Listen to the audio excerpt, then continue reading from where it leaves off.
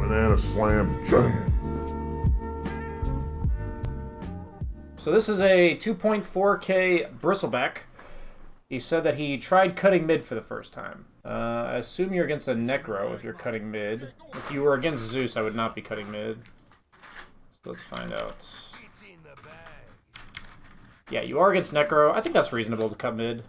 I'd say mainly cutting mid on Bristle has to do with feeling like if you lane against the guy, your quills really aren't that powerful, and you'll take a lot of damage in the process.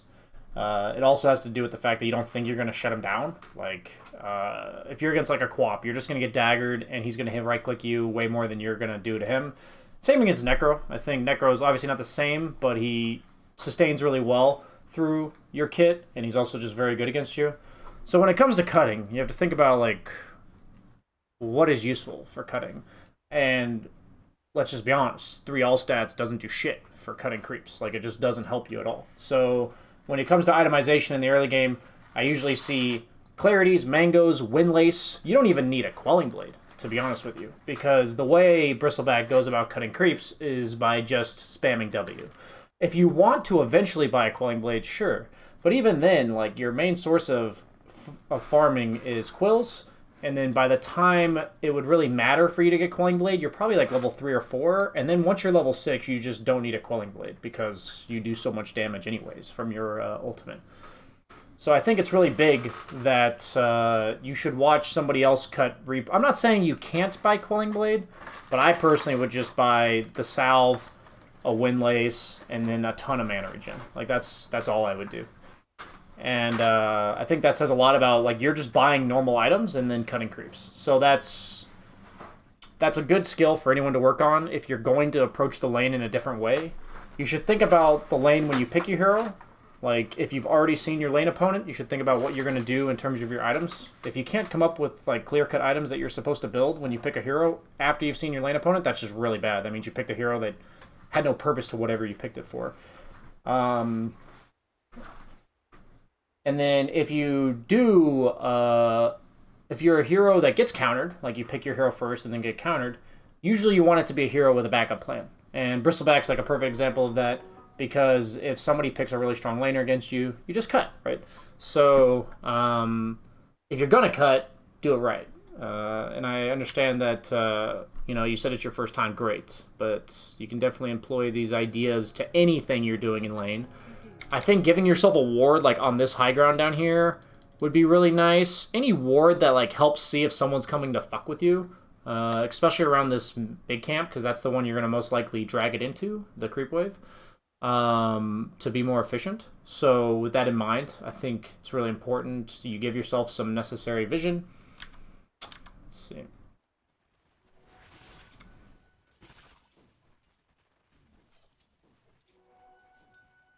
Okay. So far, everything's correct with what you're doing mechanically. Notice how if you have a Windlace, you just tank way less. You just don't take as much damage. Notice how you wish you had 2 Mangoes. Notice how you wish you had more health regen, but that'd be in the form of a Windlace.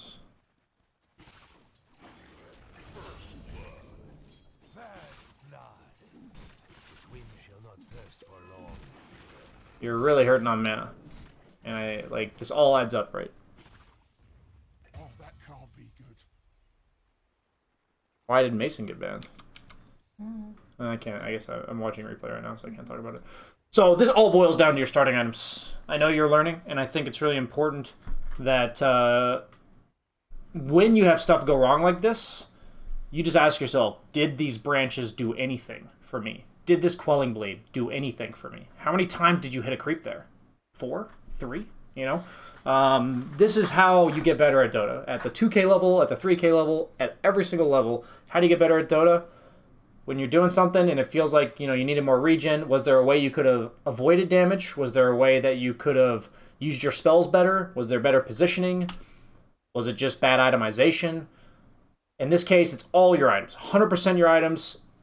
It tells me that you just don't understand what certain items are needed to do certain things. So creep cutting has a lot to do with movement speed, mana regen. If you're a hero like Axe, it's health regen. But usually when I'm Axe creep cutting, If I'm getting fucked with, I'll go for like an early Ring of Health, potentially. If I feel like I can just bully them if they come and mess with me, I'll go like Windlace into Boots. So like I can Battle Hunger them and run at them. The point is, like, every time I think, like, if I'm going to creep cut, what's going to happen? It's really important that you start thinking that way. And right here, once you see, like, damn, I didn't have enough mana. I just have these 2 branches. Shit, you know? Like, suddenly you're not going to buy those branches next time. And I want you to be able to self-correct that after this replay, obviously.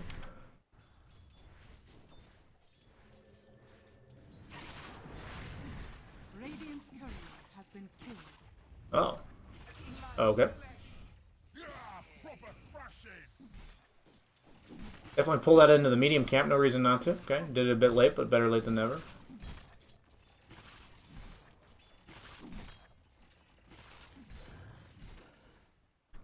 So, if you're going to go back to lane, let's rewind. Whether you're cutting or whether you are going to fight the Necro, you have to think about what it's going to look like. And what I mean by what it's going to look like is, you know, what items do you need? Think about right now, you have 178 gold, and you're going to go back to lane. What items could you buy with 178 gold that would be really impactful against Necrophos when you're creep cutting? What's something that's going to happen to you? And the answer is, you're obviously going to take a shit ton of damage no matter what you're doing. Is a bottle enough health for you? Absolutely not. Did you know that? Probably not. That's fine, you're learning. But in this case, next time around, you'd see how much health and damage you took and just be like, well, is that actually avoidable? No, period. So you are just going to have to buy a salve. Obviously, you went into tower range and that you took a lot of damage, more so maybe than you expected. But even if you didn't tank tower, wouldn't you still take a pretty good amount of damage? Wouldn't a salve be really nice? This is just stuff that you can learn from hindsight 2020 to recognize why it led up to this point and how you could have seen this ahead of time. That's my point. Is I'm not expecting you to see it ahead of time the first time around. But once it goes wrong the first time, making sure you self-correct for the second time. This Necro obviously died for your courier, so let's fast forward. Use promo code PS6.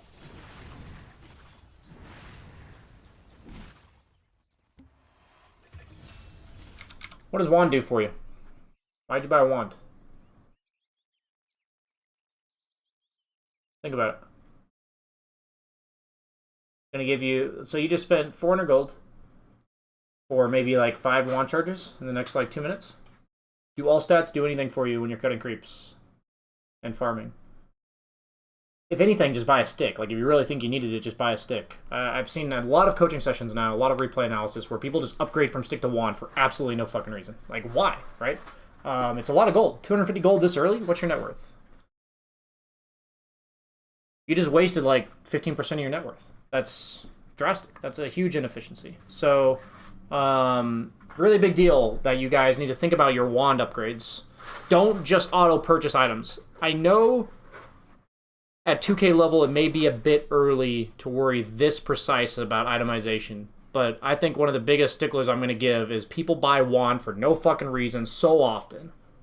Like, it just makes no sense to me. You're just not going to be fighting yet.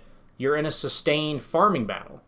Wand is not the sustain item you need right now. You need salves, you need clarities, you need a soul ring, you need Vanguard or like Hood. You probably need soul ring Hood as soon as possible because you're going to have health issues and you're going to have mana issues. So the only way to solve that in this game, since they have a ton of magic damage, and you also need, like, bottle is not enough mana regen for Bristleback, you can go for the soul ring into Hood, right? And every item you buy along the way is just a waste. Like that upgrade for wand could have been the Ring of Regen towards your Hood. Or soul ring. Radiant's courier has been killed. Okay, so you're gonna go cut. I would really be looking to stack for yourself in the midst of all this. I think the Necro's giving you too much out of the lane. I think you running at Wyvern here is fine. This is good. You can't do anything about it. You have the vision from Bloodseeker. That was good. That's a lot of mana to TP, man. I would have just walked way too much mana. If you look at the lane, you didn't have to be here yet. Your catapult was going to tank for another 5-ish seconds. That was like 2/3 of your mana pool remaining.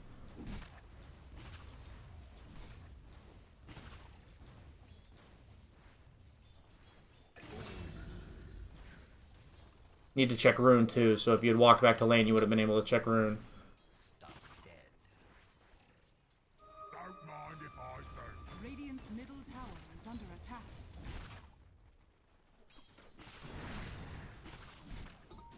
Pretty good aggression, honestly. Dire's bottom tower is Better under CSing, but, you know, very good aggression. He does not have his W or what? attack. Okay. Because he doesn't have his W. You have your W. You've pushed W a lot. Is under attack. I would definitely TP home. Okay, good, good, good. Overall, not terrible at all. Pretty good aggression on the guy. I like your skill build. Going back for the point and goo at level 8, I think is really good. I would have given yourself a rune ward for sure. I think that play was insane. But hey, it worked out. I would have definitely gotten my head first before I did that. Because you feeding him a kill there is like game losing, actually. Such a high risk, low reward play. It's just a kill. You didn't really get anything off of it because you're taking so much damage. Dire's middle tower. And if you die there, it's like actually ruining.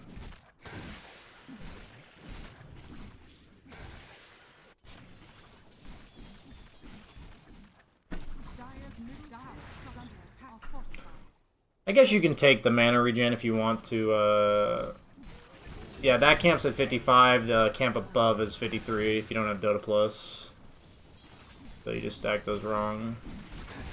I guess if you're not going to go soaring and you want to take the mana regen talents, since you got this ring of Arcane Ring, it actually makes it so you don't have to go for your soul ring, which is nice. You're being very active in game. This is good. Like, I think this is really important that Bristleback does this. Spider King, take notes, please.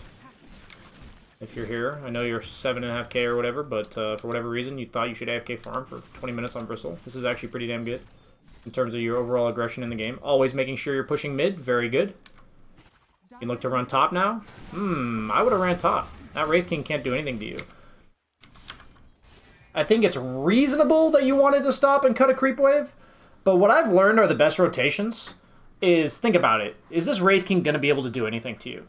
And if he leaves, what happens? So if you walk there and he can't do anything to you, his choices are to fight you and die or walk away. And if he walks away, what happens? You have a DK off lane. So delaying this rotation from yourself is really important because look at what's going wrong. Look at what else is going on the map, right? This is an example where I want people to be playing aggressive, and what you're doing overall is pretty good. And this is an example where on the other replays I've talked about how if you're playing aggressively properly, I can then talk to you about, you know, whether or not you were too greedy with a camp and all that kind of stuff. I think that was too greedy to go for that camp because your hero is just untouchable. And I think the only useful camps for you are ones that you're like yoinking from the opponent. Where like if you walked top and Wraith King was trying to farm this area and you just pushed him out and took his farm, I think that's really important farm. Like that's huge impact for farm. That's like an example where you're just so strong, taking that like 5 seconds to clear a jungle camp just isn't worth it. It really isn't. Because you may say, BSJ, it's just 5 seconds. But I want to implore you to think about what is happening bottom in the midst of 5 seconds. Like how much can the opponent get done in 5 seconds? And that is a lot when they are like 3-man ganking your safe lane.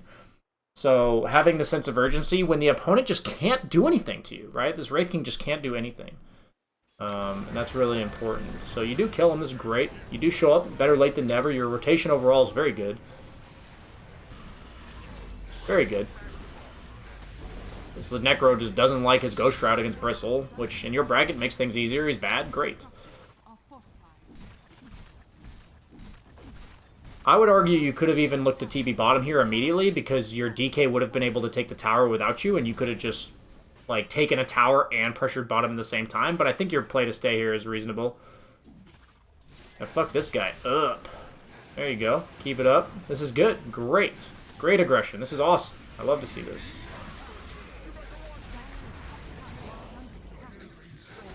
I have a hard time believing you're 2K, to be honest with you. This is like better aggression than I would expect out of a 4K player.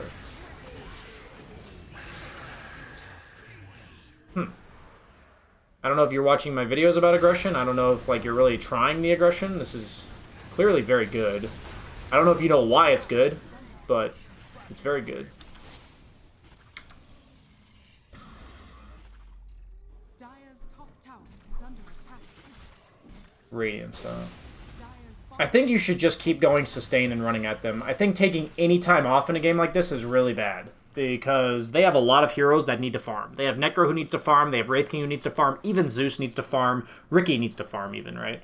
I think this is a perfect example where if you were to buy like another tankiness item, you would just be able to continue what you've been doing for the last like 5 minutes. I'd consider Radiance similar to Midas, where either I feel like I'm super powerful and I can remain super powerful, so I buy a Radiance, or I'm super useless and I need to accelerate myself, and no matter what item I buy, I'm still going to be super useless. Those are like the two parameters, I think, for buying Midas and Radiance.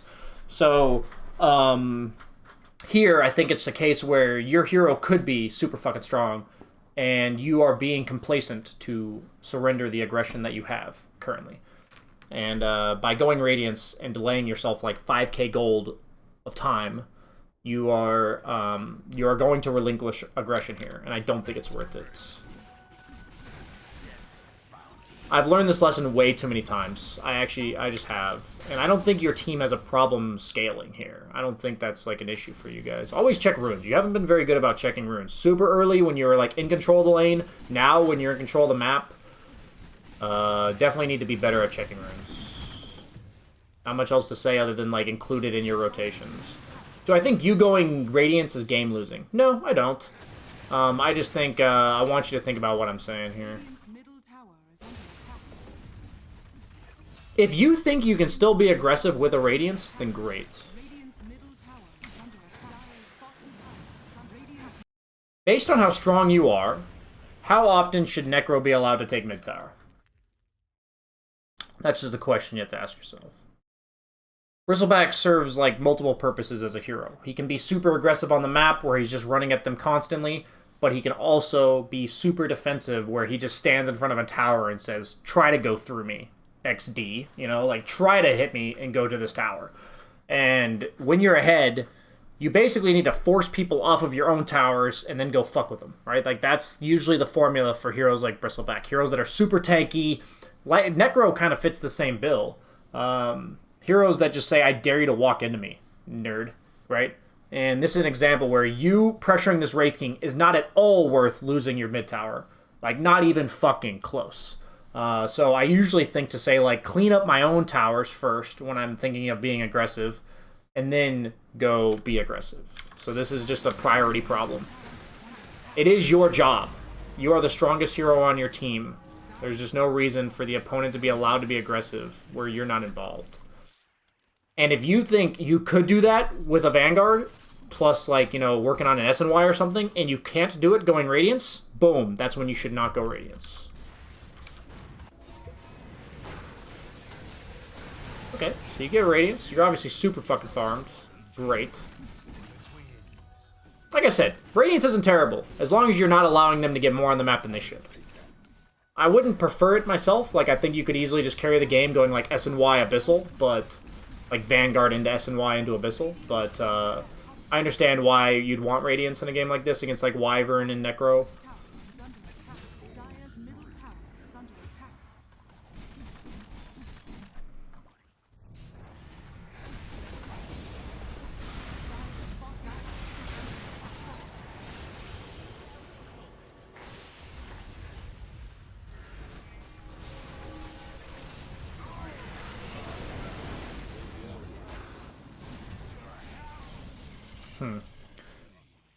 Just gotta learn your limits there. There's not much else to say. Yeah, you just overplayed your hero. And that's like a reasonable mistake to make. You were playing aggressive. I don't mind that. You have Dust against Ricky. Great. I think Roche is like a really important objective for you guys to be considering here.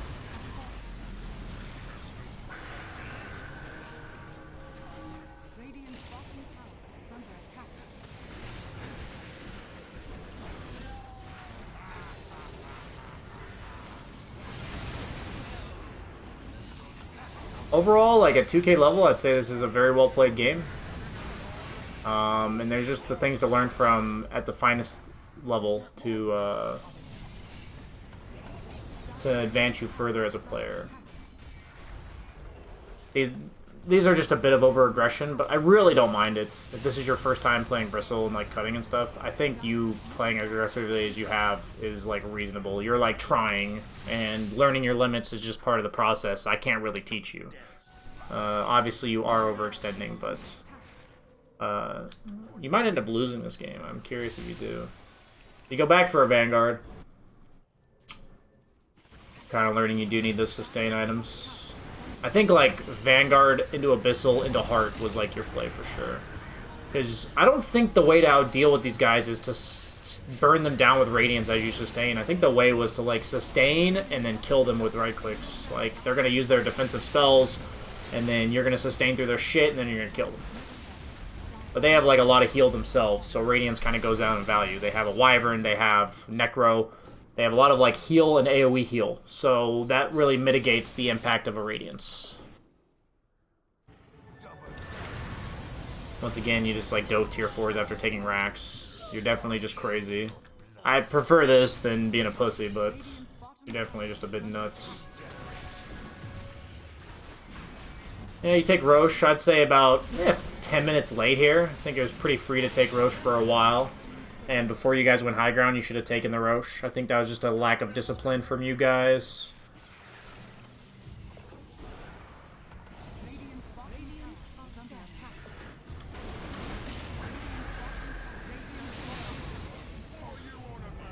What are you doing? Just hit buildings, dude. Yeah, you're definitely just throwing. I don't know what you're doing. Even if you guys win the fight, like, just hit some buildings, dude. You'll lose, like, 10 to 20% of games like this that are absolute free wins when you do shit like that. Just don't. Just don't. Stop being a dumbass. You know, like, just hit buildings. The reason why you're killing them is to hit buildings. So if their heroes are not stopping you from hitting buildings, then don't kill them.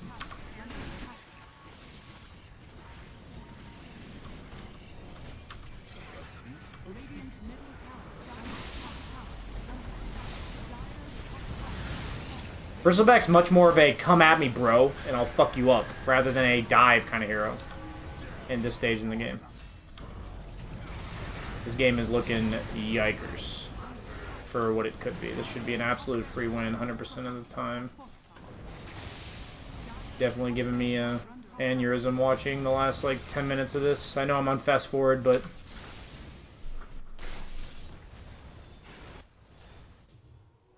you've definitely kind of like dropped the formula for Dota and just decided to dive with no thought involved. You're just diving.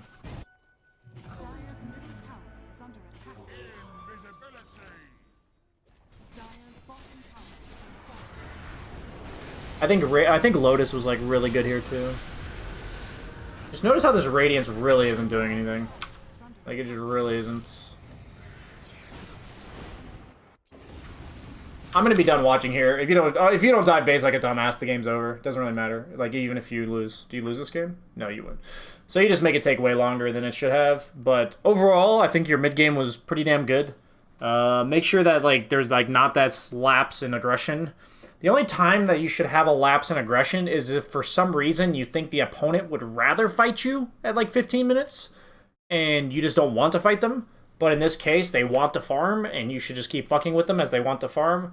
That's like the way to determine whether or not you can kind of go back for that greedy item. And obviously talking about lane cutting, thinking about like what items actually help you do that rather than just kind of defaulting to normal items. So actually, I think that was a good replay. Thanks for submitting it, and you'll get it next time in terms of doing it better.